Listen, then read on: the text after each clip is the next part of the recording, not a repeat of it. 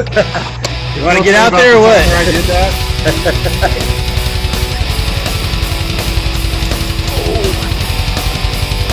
That's a good fish right there.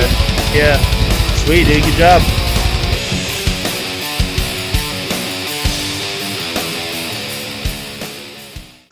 Hey guys, Phil, Angler Fishing, down here today in Newport, Back Bay. I'm gonna do a little fishing. Rain finally stopped, so that's a good thing. Problem is, that water looks like chocolate milk. It's really bad. Typically, that usually happens, you know, a day or two after it rains. It's pretty brown back here. Fishing can be tough. Water's a little chilly. But I'm gonna give it a shot, see what happens, so stay tuned.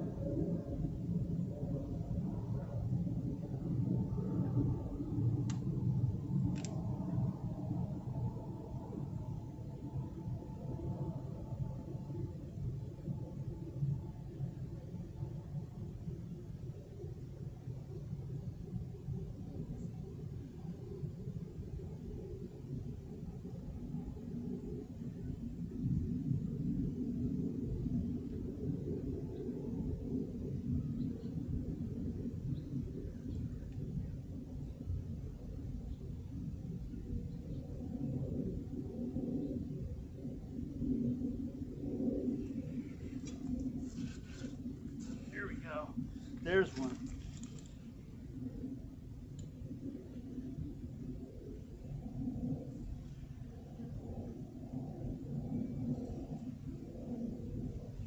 First cast. Oh, spotty. There we go. Water looks like does not look great at all, but they're out there. There's some fish out there. I just got one on my first cast, so that's a good sign. So I can get this out of them. I actually got that down pretty deep. Gotta get it out without hurting them here. Oh gosh. Come on, buddy.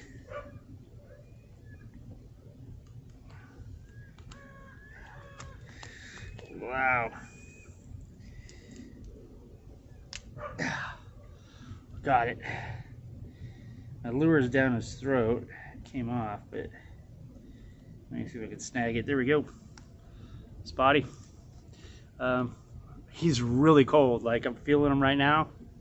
That water's cold out there, but yeah, he was hungry. He bit. That's one thing about the winter time. It can be tough on occasions. The one good thing I have going for me right now is the fact that the tide's moving out really quick. It's actually moving pretty quickly. I'm not even actually working the lure. I'm just kind of letting the current pull it because it's going so fast, and I'm just kind of twitching it as that bounces along and goes down current. I told you guys plenty of times, you know, it's a really good technique. I use it all the time, and especially right now, I'm trying not to fish the lure too fast because it is so cold. They aren't as aggressive as they are during the summertime, where they'll chase it a little bit more. They'll be a little bit more aggressive. So I'm just trying to slow my retrieve down. Just let the current kind of do the work for me. So I'm using a 1/4 ounce white lead head with the jerk shad. This is the smelt color. I kind of went with the white because of the watercolor. I figure it might be a little bit easier for them to see in that water down there because it's so dark. Whether that's true or not, I have no idea. But I did catch one on my first cast. So You know, there he.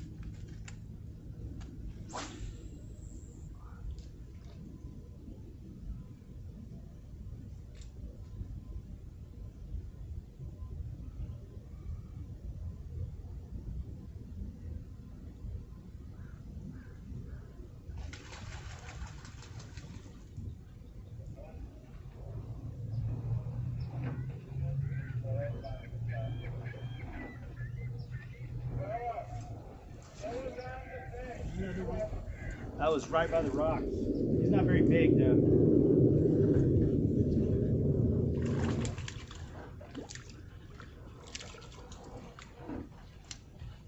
Ugh.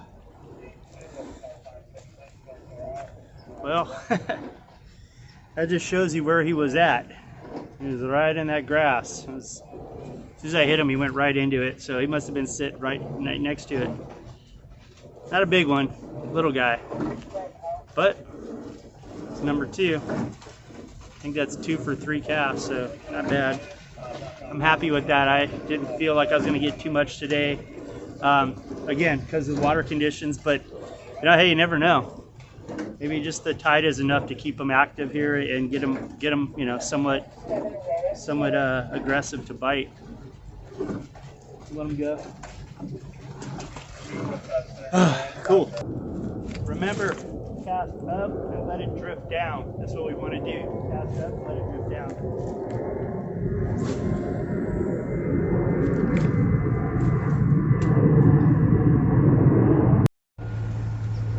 So, you know, typically I'm a real fan of the 4-inch jerk shad.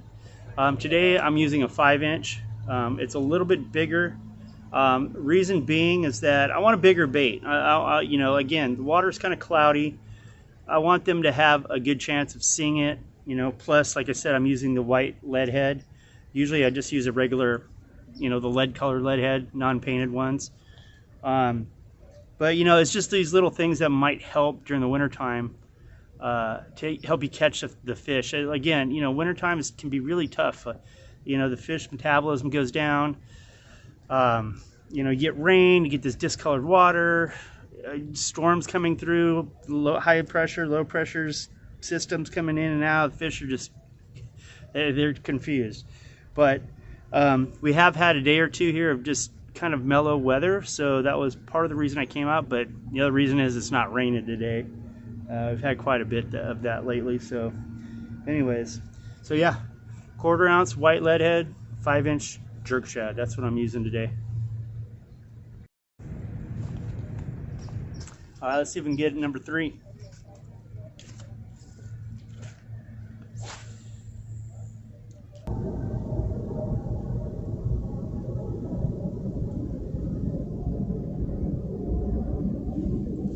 There we go. Oh, it came off. Ah, had him on there.